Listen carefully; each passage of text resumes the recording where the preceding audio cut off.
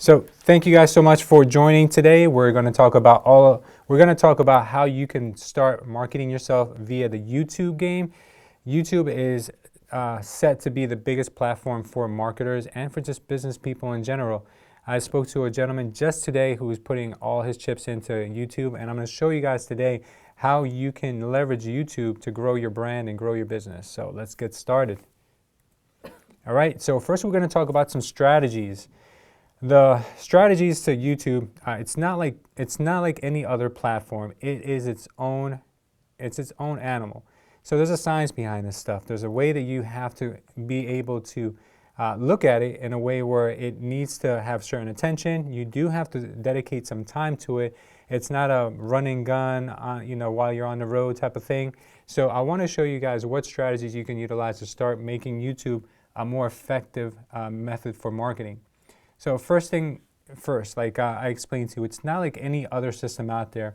So creating native content is going to win.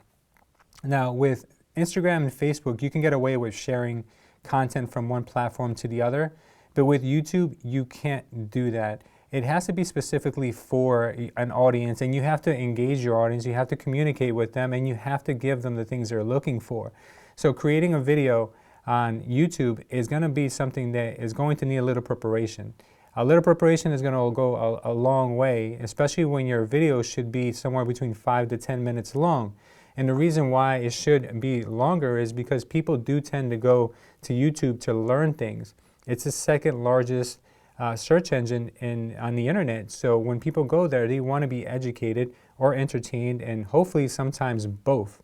So today you guys are going to learn that using YouTube is important because people are there for a certain reason, just like they go to Google for a certain reason or they go to any other website for a certain reason. It has become a how-to-do-it-yourself type of platform. So people are on there trying to find the improvements or the education that they need in order to make their life just a little bit easier. Next thing I want to talk to you guys about is how to engage your audience. So this is one thing that I will tell you a lot of people will overlook. Engaging your audience is super important. When people are looking at videos, they want to feel like the person in front of them that's giving them the education is talking to them, engaging them. There's times where I do trainings where I have a live audience in front of me, and I'm also streaming to YouTube. And what I've noticed is I get a lot more people that watch online, whether it's live or later on, but for a long time I wasn't engaging those people. It was almost like they were a voyeur looking at me from a third perspective. So what I started doing was I started addressing those people that were watching me online first and foremost, because it felt like this is going to have much more longevity online anyway. There's probably more people watching online than there are in person here with me. So why not engage these people and talk to them like they're my audience as well? And sometimes we forget to do that. Even when we're sitting one-on-one with the phone, or sometimes we're sitting one-on-one with our camera or our computer, we don't stop to say, hello everyone, how's everyone today? Thank you for watching my channel. We appreciate you. Like things like that go a long way, because it is nice to know that you can be watching many other videos, but the person who's putting the content out there for you is taking the time to give you at least that recognition that you deserve by tuning in. Next thing I want to talk to you about is creating the content they want to see. So just because it's relevant to us or just because it's trending doesn't mean it's a video that we need to talk about or a video that we need to produce. So the easiest way for you to be able to create the right content is first, what is your niche? You need to find out what kind of a niche you want to be known for. It's not going to work for you if today you're talking about real estate and tomorrow you're talking about cars and then next week you're talking about vacation spots that you want to visit next year. It can't be all over the place. You're not a reality personality. You're not somebody who's famous. They can just go on there and talk about anything. If you're starting a YouTube channel from scratch and you're using it to leverage your business, you have to talk about the niche that your business is involved in. And the more specific you can get, the better. And the other thing is that, okay, what about your business do people want to learn about? So there's a very easy way to do this. There's a couple of ways I'm going to show you to get the right topic. First of all, if your business is real estate, Start off by searching YouTube and searching Google and typing in the word real estate. And then what YouTube and Google are going to do is they're going to tell you trending search terms around real estate. So it might be real estate strategies, real estate investment hacks. It might just give you a whole bunch of things that might be right in your wheelhouse, and it might be right up your alley, so you can create content around those search terms because those search terms are very popular. That's a really good way for you to start creating content that people are actually looking for. The next thing you can do is download this extension to your computer called TubeBuddy. Now, TubeBuddy, what it does is that it looks at your page and it sees how it ranks amongst other pages that are similar to yours, and it also gives you suggestions about what you can name your videos in order to gain more traction. That's going to be a really good tool for you to get in the habit of using because it'll steer you in the right direction. And if you see that there's a person in your space who is creating great content that's getting thousands, if not millions of views on their videos, you may want to mirror. You know, another word for copying is mirroring that person and what they're writing on their titles. The title is really going to go a long way, but it's not everything. It's just part of it. So make sure that you're creating content that people are actually interested in and then titling appropriately. And then you have to think about this, right?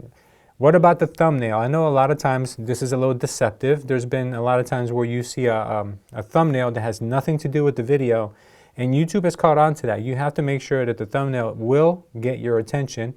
It is okay to have a certain amount of clickbaity material in there, but you do want to make sure that the thumbnail is going to, number one, stop people in their tracks and get their attention. That's the most important part of that. And then number two, you should also have a common thread for all of your thumbnails. The reason why I say this is because when you start to do a lot of content, people are going to want to binge watch your videos, especially the better they get. If you have the same color scheme and the same everything for your thumbnails, when they're being suggested on a sidebar, people are going to be more likely to click on the other ones that look like the original one they clicked on. So you want to make sure that when you do create these thumbnails, you have more or less the same color scheme going on, if not the same background, maybe the same font and the same whatever, but make sure that it's consistent for your brand. Using your face, a human face in a thumbnail also goes a very long way. The human mind is programmed to want to click on a thumbnail that shows real people. So if you're doing a video where you're interviewing someone, get some close-up pictures. When you're done with your video, take some extra really nice photos with a high-definition camera around the topic that you're covering that day. So if it's a shocking topic, you may want to have a shocked look on your face. If it's a sad topic, you may want to have a very somber look. You want to make sure you take these pictures specifically for your thumbnail, because if you're going to take stills of the video afterwards, it's a very difficult process and you're really not going to be happy with what you're going to end up with. So make sure you make that little bit of extra effort, and it's going to go a long way. All right, so we'll jump right into it, and now we're talking about cracking the algorithm that these platforms tend to have that favor certain people. Now, the algorithm that is currently going around with YouTube right now is that what you say in your video is being transcribed by their bots. So if your title says, find out what Kim Kardashian did this week just to get views, but meanwhile you're talking about best mortgage strategies, it's not going to rank at all because it matches what you're saying to what your title says to what your description says. So if your video is all about first-time home buyers and how they can get the best mortgage for their house, make sure that you're talking about that, make sure your title specifies that, and make sure the first few lines of your description say that as well, and then have the hashtags also be in the same field of what you're talking about. So once you start creating content that's consistently good and is getting some views and you're consistently following this pattern, now the other part of the algorithm is that you have to post consistently. Now consistently doesn't mean that you have to unroll 3 videos a day, but you do have to do a certain amount. The more you do, if you can drop 1 a day, 1 every 2 days, or maybe even 3 a week, that's fine. But as long as you start to build up your pipeline of videos, it's going to go a long way. The system favors people who are not just, one time and done. People who are taking this more seriously, the system is starting to favor it and categorizing as being a more reliable source of content. Nowadays, I just got off a phone call earlier today with a professional in this space, and he says that nowadays a lot of content creators who used to do this stuff from their homes are now facing a lot of the mainstream media, who now sees that the majority of the people are on YouTube as opposed to being on cable. So now you've got NBC, you've got Fox creating their own YouTube channels that now you're going to be up against. So the only way to beat them to their own game is to be very niche-y, to be in the space as specific as possible and to be consistent as possible and to put out quality content. Now, putting out quality content does not mean that you need a production studio, does not mean you need full-time editors and people like that. You really just need some preparation. So you need to break down your videos into pieces, and you need to make sure that you're following a formula. I'm going to give you guys a formula now that I follow on my videos, that I put together a step-by-step so I don't forget things I have to do. And I'm going to show you what that looks like right now. I broke this down into sections for you guys. So when you're going to start a video, there's the first section, the opening section, as you can see on the screen. What the opening section is going to do is tell you how you should open your video. Then you start your bumper. A bumper is an intro. For some people who don't know the terminology, never start your videos on YouTube with an intro first, because no one's going to sit through a 5 to 10 second bumper when they don't know what your video is about. So what you need to do is first, as soon as your video starts, you're going to address your audience. You say, today you're going to learn how to get your first-time homeowner mortgage. Today you're going to learn how to tie your shoelaces. Whatever it is that you're going to teach in that video, make sure that you specify that as soon as the video begins. Then you would ask your people watching, if you have found value in what we're going to teach today, don't forget to subscribe and hit that notification bell, because now YouTube will not put you automatically in their playlist unless you hit the notification bell. Then you'll be notified whenever you do any more videos for your viewers. So make sure it's a really important thing for them to hit that notification bell when they're first watching your video. Then you would like to also get into, I'm going to explain more details about the video. So today I'm going to get into how you can take advantage of the first-time homeowner FHA mortgage and how you only have to put 3% down, and not only how you can benefit from it, but from how I benefited from it. And I'll show you guys how I did that today in this video. So that's what you're going to do next. And then you transition into your bumper, and then you put your little fancy bumper with your logos and all your beauty shots and all those things. And then you transition right back into the video. What happens then?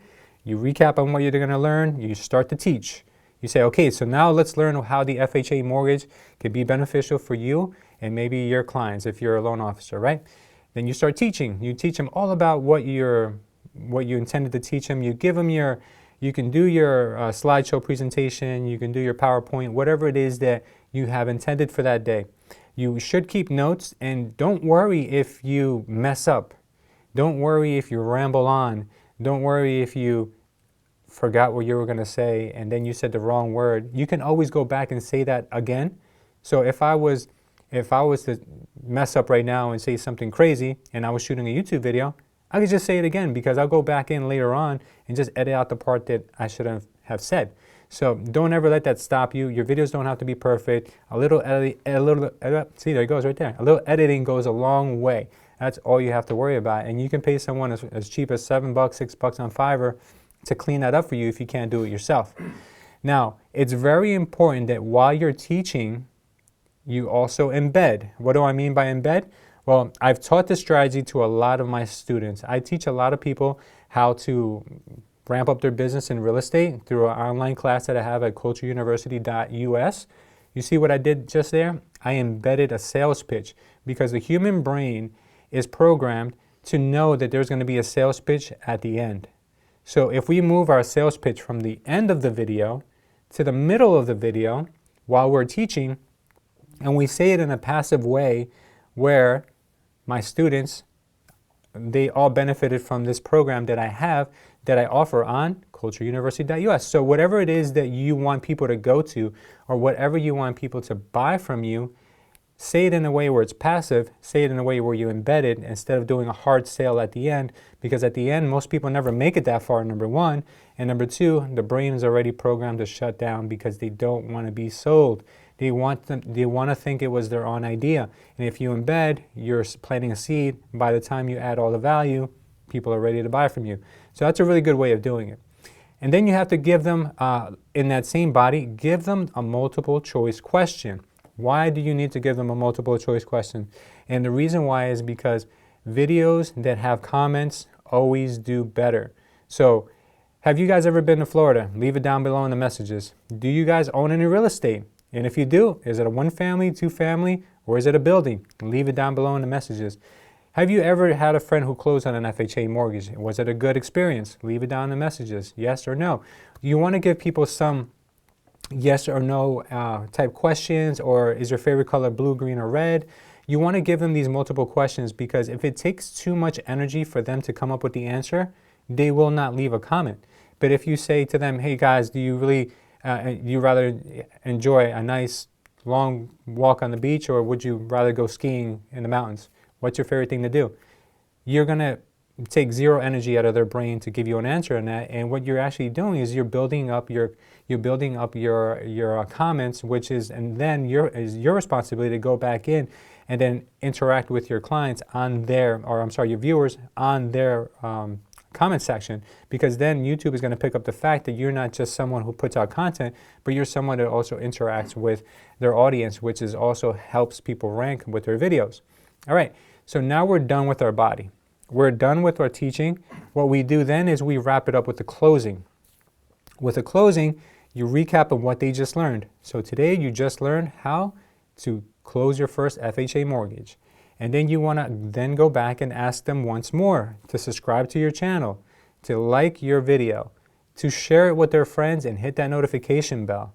So you're giving them friendly instructions, and you also want to tell them something that's proprietary to you. You want to come up with a closing that is you, that you can say all the time, that's very easy for you to remember.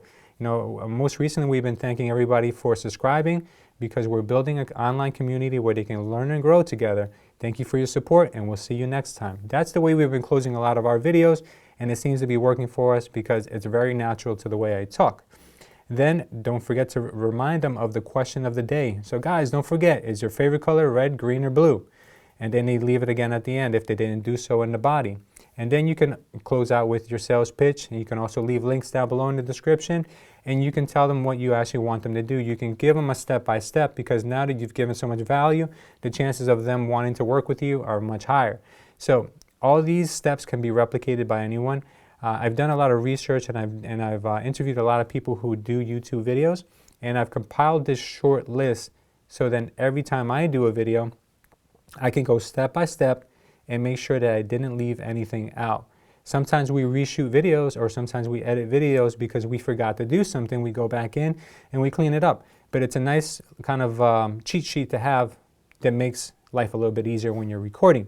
Now, at the bottom, I also left some tips for you guys to remember when you're shooting videos. Number one, add humor. Start with a joke. I know I'm a big fan of Joe Osteen. He starts every one of his sermons with a joke. You can probably embed that into your presentation if you have to. Also, be very high energy. You want to make sure that the energy that you want your audience to have, you want to also give that to them first, so that way whatever mood they're in, you automatically put them into a better mood.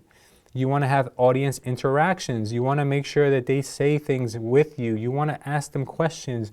You want to have them as immersed in what you're saying and doing as possible. So these things are very important. You could also get into the habit of starting to do YouTube live videos, because YouTube live videos are just like Facebook Live. They're going to actually get viewed more because everyone's fighting for that space right now, that live space. And then you could really interact with people at that point. You could really get people involved in what you're teaching. You can get people involved in whatever it is that you're trying to build on that day.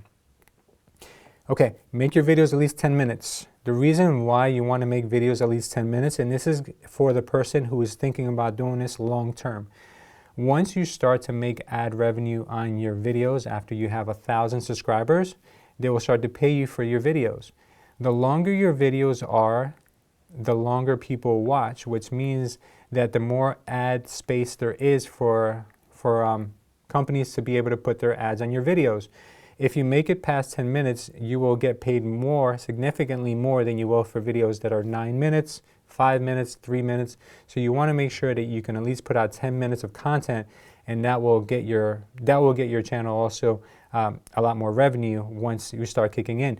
Now, remember, not all channels are created equal. If you're teaching something that is of value, something along the lines of the financial industry, or if you're teaching things that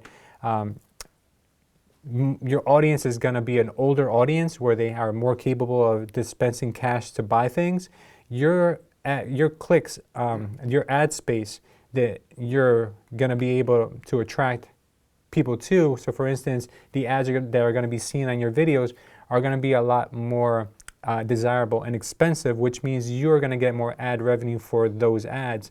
But if you were doing a video on unboxing toys, and I know for your parents out there who have kids, they watch these videos where kids are unboxing toys, those ads on those channels are not paid as well as ads for, let's say, life insurance or real estate and those matters, because the people watching those have a much higher income stream. All right, and you also want to use end screens. End screens, for people who have seen the term before but are not familiar with it, end screens are basically little videos or little suggestions of what the person should do next. So when your video comes to an end, towards the end of the video, it's going to suggest either another video of yours to watch or another playlist of yours to start engaging with. And you can also leave at your end screen, you can leave a subscribe now button, which will allow people to subscribe again. If they didn't do it yet, it'll give them the last final opportunity to do that. So you want to make sure that you start using end screens as well. Then you can also start to, once you start getting more advanced in your videos, you can use what are called pattern interruptions. So pattern interruptions are basically, if I switch an angle by using two cameras, and then I go to this camera for a few seconds and I go back to this camera, that's switching angles is called an interruption in the video. So what that does is it keeps people more engaged, because now they're not just flat and boring and just looking in one direction the whole time. It starts to move around and catches people off guard. It's all psychological stuff. You can throw text on the screen. You can, do little flashing letters. You could do things like that to kind of break it up so people don't feel like it's very mundane. And then sometimes you may even want to change what you're wearing. Sometimes people give examples. I'm not sure if you guys have ever watched the show Family Guy, and they're famous for this. Every time they say, remember that time when we did this? And then they flash to a different screen. If you want to change things up, once in a while, you can do that. You can say, look, I remember a long time ago when I first started in real estate, cut to another angle, and then you could show a younger version of yourself, being all silly and green behind the ears, and then cut right back to it. Those are called pattern interruptions, and they make people's videos much more enjoyable to watch, and adds a little bit of humor. So try that out if you haven't done any of those on your videos yet. And then lastly, don't forget to ask the audience questions. That means a lot because people like to be questioned. I see it all the time when my daughters are watching YouTube videos and the kids are asking questions, and then my daughters are typing in. They can barely spell, but they're typing in the comments, and it's just what people naturally do. Okay, now I'm going to give you some tips for uploading your videos. So tips for uploading videos are pretty simple. So you're going to want to promote your video. Once you create a video, you're going to want to share it everywhere. YouTube gives you the option to share it on multiple streams such as Facebook, Reddit, Pinterest, there's so many different places where you can advertise your video for free. Definitely promoting it on Facebook goes a long way. That's going to get you a lot of views, because most of us have a lot of friends on Facebook, but we don't have a lot of followers or subscribers on YouTube. So what we need to start using, what we need to start doing is utilizing all that, all those friends and all that influence we have in these other avenues, and then pulling them towards this way. And I'll tell you why. YouTube is positioned to be the largest place for marketers, if not already, but in the near future. So what I would do is use my thumbnails in Instagram and get people to go over to check out your YouTube page. You can even make your link in your bio your YouTube page if you want to start building more subscribers that way.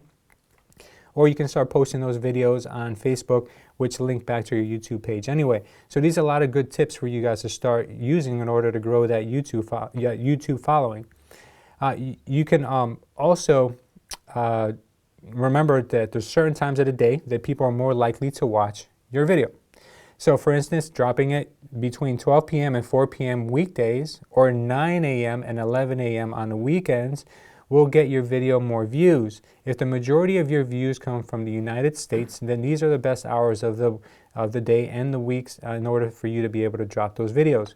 Then another suggestion that I make for you that I touched on briefly before is checking the effectiveness of your titles. So there is a website called the American Marketing Institute. You can go in there and type in the name of your title and see how effective your title is. If you get a score of 25% or higher, then it's a pretty effective title.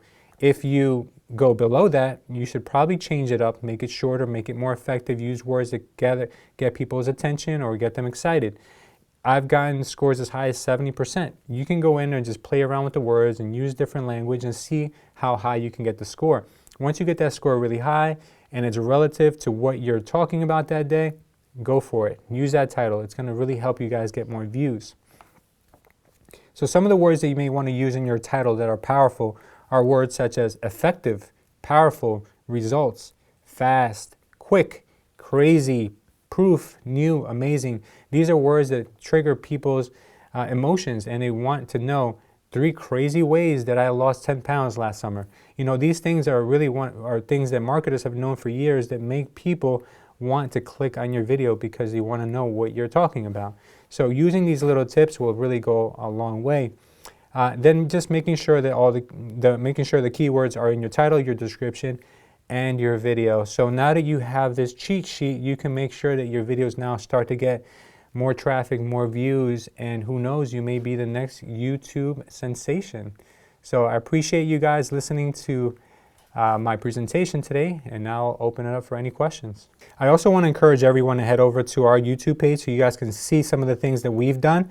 One of the more important things that you should be doing on your page is making sure that when someone goes to your page, they know exactly why they're there.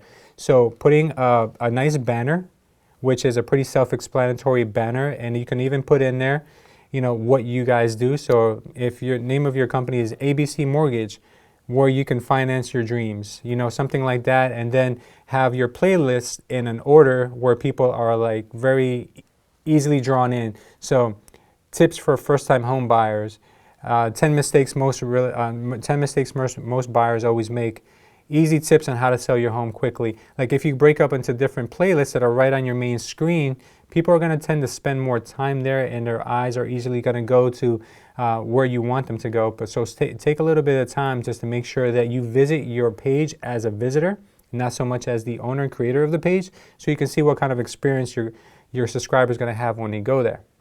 Great. So check out Culture Estate on YouTube. Don't forget to subscribe, comment, like, share. And most importantly, hit that notification bell. No, but you definitely have to check it out. Want to take a couple more? Yeah, of course. Okay, let's see. They're coming in so fast, I've got to scroll back up to find them. No worries. Nathan wants to know, are you running paid traffic with YouTube in the mortgage real estate space? Yes, we have, and we do. I've taken on a consultant to actually help us even improve our ads. But yes, you can, YouTube ads are, if not already, but are going to be the hottest thing for marketing. The reason why is because I'm not sure how many people here can remember when you were kids, right? YouTube did not exist. We learned how to use YouTube in our later years. Our kids, the next generation, they know nothing but YouTube. So for them growing up, and the millennial, well, probably the generation after the millennials, they don't know anything but YouTube. So if you can learn how to do YouTube ads now and effectively use the YouTube ads for marketing, that's where all the attention is going to be.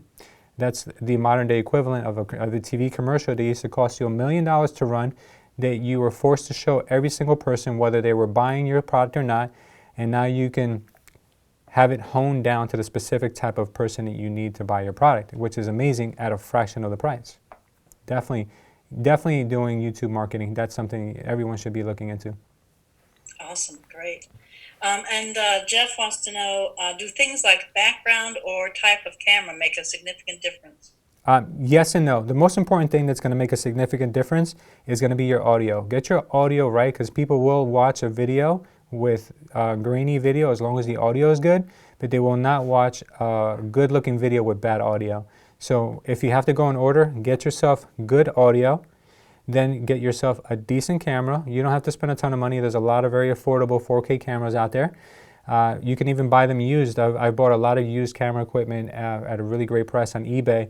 And then just familiarize yourself with the equipment and just play around with it. Using a nice background will get people's attention. So if you can spend a little bit of money on cleaning up maybe a section of your house, putting in a nice little backdrop, that goes a long way. Not too distracting though.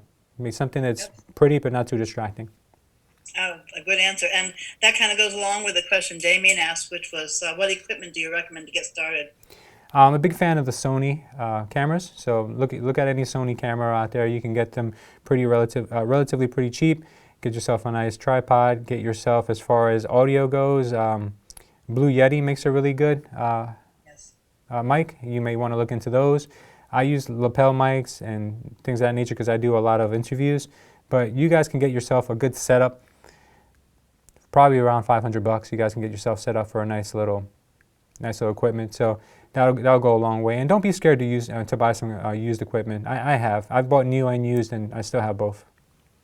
And I can tell you that you can actually go less than that and get started for probably under $250. You probably could. And still have quality. Absolutely. And then build into it and grow with it.